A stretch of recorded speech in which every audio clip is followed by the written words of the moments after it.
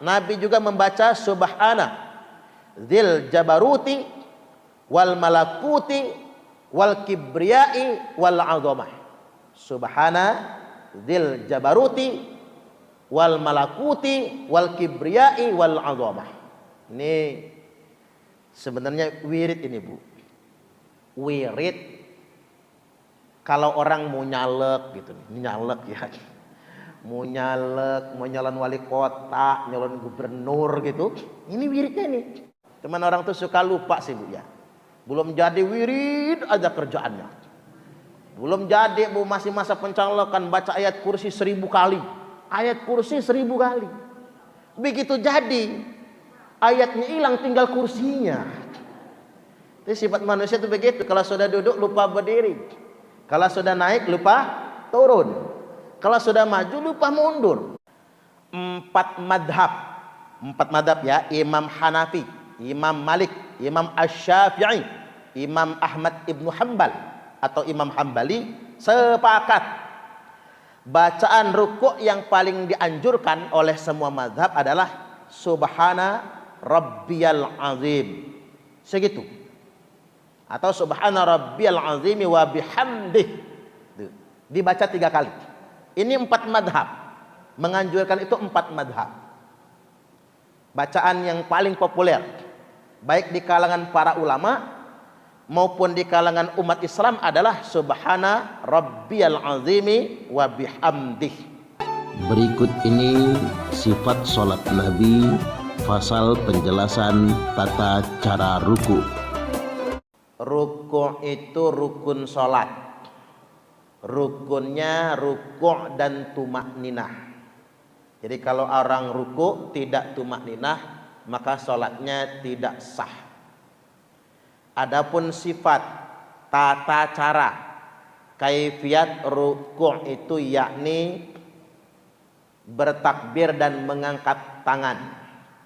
Sebagaimana keterangan dari Abdullah bin Umar radhiyallahu an bahwasanya idza dakhala fi shalah kabbar. Jika apabila masuk ke dalam salat bertakbir wa rafa'a yadaihi dan mengangkat kedua tangan. Wa idza raka'a rafa'a yadaihi pun begitu. Ketika rukuk bertakbir dan mengangkat kedua tangan. Mengangkat kedua tangan itu kalau kita ngambil mazhab Syafi'i sampai kuping begini. Takbiratul ihram begini. Mau rukuk juga ngangkatnya begini. Jarinya renggang, jempol tangan menyentuh tempat anting-anting. Siku kalau perempuan tarik ke badan, kalau laki-laki direnggangkan dari badan. Itu saja bedanya. Selanjutnya membungkukkan badan. Lalu meletakkan kedua telapak tangan di kedua lutut. Hadis dari Abu Humaid radhiyallahu an, dia mengajarkan dan mencontohkan tentang cara salatnya Rasulullah sallallahu alaihi wasallam. Inna Rasulullah sallallahu alaihi wasallam raka'a, sesungguhnya Rasul ruku'.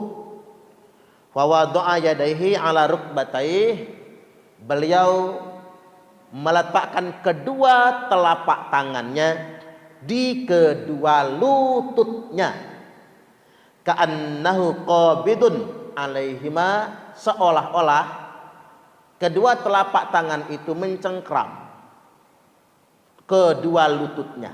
Jadi jari-jari itu seperti mencengkram kedua lututnya. Wa wattara yadayhi fanahahuma an jambayhi, dan kedua lengan dijauhkan dari kedua sisi lambung. Itu kalau laki-laki. Kalau perempuan biasa saja. Hadis ini tercantum dalam kitab Sahih Al-Bukhari. Nomor hadis 828, Sunan Tirmidzi 260, dan dalam kitab-kitab hadis yang lainnya. Selanjutnya wajib tumakninah di dalam rukuk. Karena ada sahabat yang sholat dilihat oleh Nabi. Nabi kemudian bersabda, irji' fasalli fa innaka lam tusalli. Ulangi lagi sholatmu, kata Nabi, karena sesungguhnya engkau belum sholat. Mengapa orang itu dianggap belum sholat? Karena rukuk tidak tumakninah, i'tidal tidak tumakninah, sujud tidak tumakninah, duduk di antara dua sujud tidak tumakninah. Tumakninah itu apa? Tenang sebentar, berhenti, tidak bergerak. Setelah melakukan gerakan biqadri subhanallah, seukuran ucapan subhanallah, paling 3 detik itu. Sebentar sekali. Jadi kalau orang sholat rukuk langsung i'tidal langsung sujud. Jadi nggak ada jeda berhenti. Maka itu namanya tidak tumakninah. Sholat seperti ayam matok makanan. Kan tidak tumakninah. Tek tek tek tek tek tek tek tek tek. Taunya begitu. Maka tidak sah. Keterangan ini tercantum dalam kitab Sahih Al-Bukhari nomor 757, Sahih Muslim 397. Beliau juga bersabda, aswa'un nasi sariqatan, sejelek-jelek manusia adalah yang mencuri. Alladzi yasriku salatah, yakni orang yang telah mencuri salatnya sendiri. Istilahnya mencuri salat sendiri. Para sahabat bertanya, ya Rasulullah, wa kaifa yasriku salatah? Wahai Rasulullah, gimana sih yang dikatakan mencuri sholatnya dewek? Nabi menjawab, la yutimmu ruku'aha wala sujudaha, yakni orang yang tidak menyempurnakan rukuknya, tidak menyempurnakan sujudnya. Rukuk buru-buru, sujud juga buru-buru. Sunan Ad-Darimi nomor 1328, Musnad Imam Ahmad 22.136. Selanjutnya wajib meratakan punggung ketika rukuk. Dikarenakan Rasulullah sallallahu alaihi wasallam telah bersabda, la tujzi'u salatun la yuqimu rajulu fiha sulbahu fir ruku'i was sujud. Tidak memadai, tidak sempurna, bahkan tidak diterima sholat seseorang yang tidak meratakan punggungnya, tulang belakangnya ketika rukuknya dan ketika sujudnya. Sunan Ibnu Majah nomor hadis 870. Selanjutnya posisi kepala lurus, tidak terlalu nunduk, tidak terlalu ngangkat, di antara keduanya. Keterangannya begini, wa kana idza raka'a, Nabi itu apabila beliau rukuk, lam yuskhis ra'sahu wa lam yusawwibhu, walakin baina dzalik, Nabi itu tidak terlalu menundukkan kepala, tidak juga mendongakkan kepala, tidak terlalu turun, tidak terlalu ngangkat, walakin baina dzalik, tetapi ada di antara keduanya. Sahih Muslim nomor 498, Sunan At-Tirmidzi 260, dan dalam kitab-kitab hadis yang lainnya. Sekarang kita praktekkan. Ambil ruku. Sifatnya pertama-tama kita mengucap takbir sambil mengangkat tangan. Begini ya. Kalau perempuan ditarik ke badan sikunya, kalau laki-laki begini. Allahu Akbar begini. Karena kita madhab Syafi'i. Kalau madhab Hambali dia begini. Di bahunya ngambilnya. Karena kita madhab Syafi'i begini. Renggangkan jari-jarinya. Kemudian Allahu Akbar. Letakkan jari-jari di lutut. Direnggangkan jari-jarinya. Seperti jari-jari saya ini. Direnggangkan jari-jarinya seperti mencengkram. Tapi bukan mencengkram betulan. Wajah, mata memandang ke arah tempat sujud, tidak terlalu nunduk begini, tidak juga terlalu ngangkat begini, tapi walakin baina dzalik begini. Nah, inilah yang dikatakan dengan meratakan punggung. Terus yang tidak meratakan punggung bagaimana? Yang tidak meratakan punggung itu dia rukuknya di betisnya begini. Nah, ini. Karena ada orang rukuk begini, nah ini nggak boleh. Atau orang rukuk begini, di pahanya. Jadi dia harus di lututnya. Nah, ini untuk kesehatan tulang belakang juga. Makin lama ruku makin bagus, ya. Makin lama sujud makin bagus. Kalau ibu-ibu sering lama sujud, Itu kan mencegah stroke. Kan begitu. Makin lama ruku kan mencegah persoalan di tulang belakang dan lain sebagainya. Tapi kalau sholat sendirian, kalau jadi imam jangan lama-lama. Makmumnya sebel semua nantinya.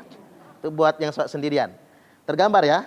Caranya sederhana, kita ngucap takbir, Allahu Akbar, letakkan tangan di kedua lutut, jarinya direnggangkan, kemudian kita begini memandang ke arah tempat sujud, jangan nunduk, jangan pulang ngangkat begitu, begini. Kemudian tumak nina itu begini, Subhanallah, ini sudah tumak nina. Jadi kalau kita membaca Subhana Rabbiyal Azimi wa bihamdih, sudah tumak nina. Apalagi membacanya sampai 3 kali. Subhana Rabbiyal Azimi wa bihamdih 1, Subhana Rabbiyal Azimi wa bihamdih 2, Subhana Rabbiyal Azimi wa bihamdih 3. Itu sudah sangat tumakninah. Yang penting jangan bergerak. Yang dikatakan tidak tumakninah walaupun lama begini. Nah ini tidak tumakninah ini. Maka tidak sah salatnya. Terus begini, Sami Allahu liman hamidah. Nah gini. Ini tidak tumakninah, ya. Allahu Akbar langsung sujud, maka tidak sah salatnya. Karena tidak tumak ninah. Makanya ada yang ketika sami Allahu liman hamidah tangannya begini lagi. Mengapa tangannya begini lagi? Agar tidak goyang, agar tidak gerak begitu. Jadi kalau kita sudah sami Allahu liman hamidah begini, tangan diletakkan di badan. Jangan sampai dia bergoyang. Karena dia tidak tumak ninah, maka sholatnya tidak sah. Paham ya? Baik, sekarang kita lanjutkan ke bacaan. Kemarin sudah kita bahas ya. Terkait dengan bacaan atau zikir ketika ruku', 4 madhab ya, Imam Hanafi, Imam Malik, Imam Asy-Syafi'i, Imam Ahmad Ibnu Hanbal atau Imam Hambali sepakat bacaan ruku' yang paling dianjurkan oleh semua mazhab adalah Subhana Rabbiyal Azim. Segitu. Atau Subhana Rabbiyal Azimi wa bihamdih. Dibaca 3 kali. Ini 4 madhab. Menganjurkan itu 4 madhab. Bacaan yang paling populer, baik di kalangan para ulama maupun di kalangan umat Islam adalah Subhana Rabbiyal Azimi wa bihamdih. Keterangan bahwasanya ini merupakan fatwa 4 madhab bisa dirujuk ke kitab Rahmatul Ummah di juz yang pertama halaman 45. Kitab Rahmatul Ummah ini kitab perbandingan madhab. Lebih didetilkan dari dalam kitab Mizan Kubra, sarah kitab Rahmatul Ummah. Jadi 4 madhab itu apa saja yang sama pendapatnya dan bersepakat, apa saja yang berbeda. Itu tercantum dalam kitab Mizan Kubra. Nah, terkait dengan bacaan zikir ruku', 4 madhab ini sepakat dengan membaca Subhana Rabbiyal Azim atau Subhana Rabbiyal Azimi wa bihamdih. Adapun keterangan-keterangan lain, ada beberapa nas yang menjelaskan tentang bacaan ruku'. Kita ulas dari yang pertama. Dari Uqbah bin Amir. Dia berkata, lamma nazalat fasabbih bismi rabbikal azim. Ketika turun firman Allah Ta'ala, fasabbih bismi rabbikal azim, ini adalah surah Al-Waqi'ah, ayat yang ke-74, ayat yang ke-96. Ketika turun firman Allah Ta'ala, fasabbih bismi rabbikal azim, Nabi bersabda tentang ayat ini. Apa sabda Nabi? Ij'aluha fi ruku'ikum. Jadikanlah ayat ini bagian dari ruku' kalian. Tapi tidak boleh kita baca waktu ruku'nya fasabbih bismi rabbikal azim, enggak boleh. Karena kan makruh membaca Quran ketika ruku'. Lalu bagaimana menjadikan ayat ini sebagai bagian dari ruku'? Maka Nabi sendiri mencontohkan bacanya Subhana Rabbiyal Azimi wa bihamdih. Nah, itu bacaannya.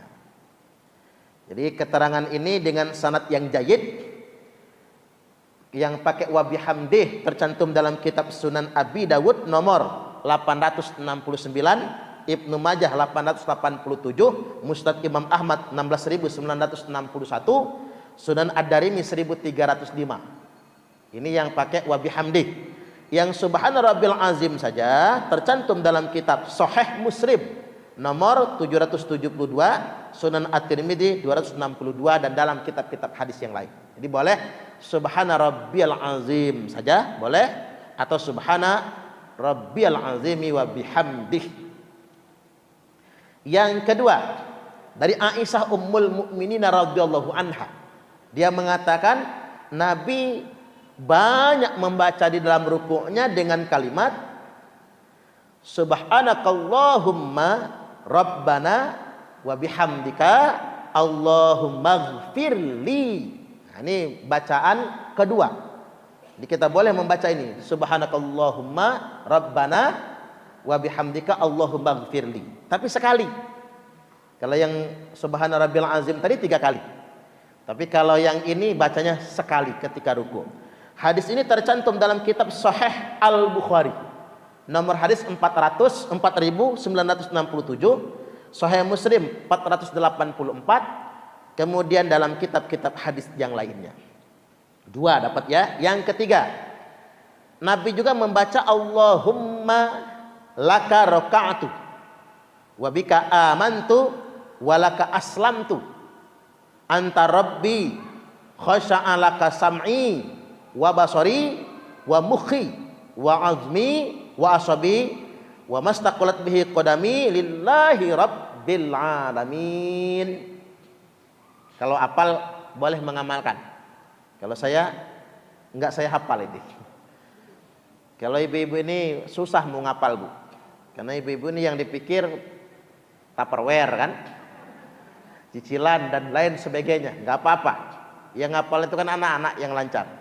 Hadis ini sahih juga, Sahih Muslim nomor hadis 771, Sunan At-Tirmidzi 266, dan dalam kitab-kitab hadis yang lainnya. Yang keempat, Nabi juga membaca Subuhun Quddusun Rabbul Malaikati Warruh, kayak wiridan abis witir. Subuhun Quddusun Rabbuna wa Rabbul Malaikati Warruh. Cuman bedanya di sini nggak pakai Rabbuna, langsung Rabbul Malaikati Warruh. Sahih Muslim nomor 487, An-Nasa'i 1048, dan kemudian Abi Dawud 872, dan dalam kitab-kitab hadis yang lainnya. Yang kelima, Nabi juga membaca Subhana Dzil Jabaruti wal Malakuti wal Kibriyai wal Azamah. Subhana Dzil Jabaruti wal Malakuti wal Kibriyai wal Azamah. Ini sebenarnya wirid ini, Bu. Wirid kalau orang mau nyalek gitu, ini nyalek ya, mau nyalek, mau nyalon wali kota, nyalon gubernur gitu, ini wiridnya nih. Kalau ada yang minta wirid sama ibu, misalnya ponaan apa cucung, ya, Nyai minta wirid sih, saya mau nyalek, kasih ini, Bu. Tapi kasih tahu sama dia ada penajamnya gitu. Penajamnya berapa, Nyai? 5 juta gitu ya, buat sedekah ke pesantren misalnya, Bu ya. Umpama ini luar biasa ini. Subhanadzil jabaruti wal malakuti wal kibriyai wal azamah. Cuman orang tuh suka lupa sih, Bu ya. Belum jadi wirid aja kerjaannya.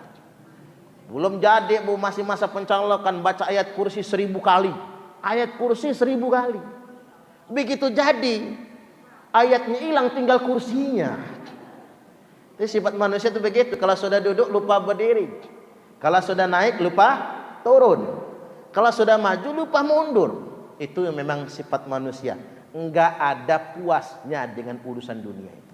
Keterangan ini tercantum dalam kitab Sunan Abi Dawud nomor 873, Musnad Imam Ahmad 23460. Ada beberapa keterangan terkait dengan ruku yang perlu saya tegaskan. Pertama, boleh menggabungkan zikir-zikir ruku. Jadi semua zikir yang berbeda-beda tadi itu boleh digabung. Boleh digabung jadi satu, nggak apa-apa. Itu kalau hafal. Itu pun dalam sholat sendirian, dalam tahajud misalnya. Jangan dibaca dalam sholat berjamaah, karena sholat berjamaah itu paling baik diringankan, jangan dilama-lamakan, gak boleh. Makanya imam itu gak boleh sok-sokan baca ayat panjang. Tahu makmum makan cabai kebanyakan, mules nih, nunggu ngempet biar gak bocor ya. Imam itu dilama-lamain gitu ya. Semua yang apal rasamu dibaca semua. Aslinya nggak boleh. Kalau jadi imam itu kepanjangan. Memang sholatnya harus dipersingkat. Apalagi zuhur dan asar. Zikirnya pun tidak boleh sama dengan sholat yang maghrib, isya dan subuh. Jadi begitu. Kalau dalam sholat sendirian silahkan dilama-lamakan. Di sini dikatakan fa'ammar ruku'u fa'azimu fihi rabba azza wa jalla. Adapun ketika ruku' perbanyaklah mengagung-agungkan di dalam ruku' itu akan keagungan Rabb, keagungan Allah azza wa jalla. Sahih Muslim 479. Kemudian yang berikutnya keterangan mengenai anjuran membaca menggabung-gabungkan tadi ini tercantum dalam kitab Al-Azkar karya Imam Nawawi halaman 42 sampai 43. Selanjutnya dilarang membaca Al-Qur'an ketika ruku'. Misalnya ruku'nya lama. Imam, ibu-ibu habis baca subhana rabbil azim wa bihamdih lalu baca Quran. Qul huwallahu ahad, Allahus samad, lam yalid wa lam yulad wa lam yakul lahu kufuwan ahad. Misal, enggak boleh. Keterangannya begini. Dari Imam Ali karamallahu wajhah, dia berkata, "Nahani Rasulullah sallallahu alaihi wasallam an qiraatil Quran wa ana raki'un aw sajid."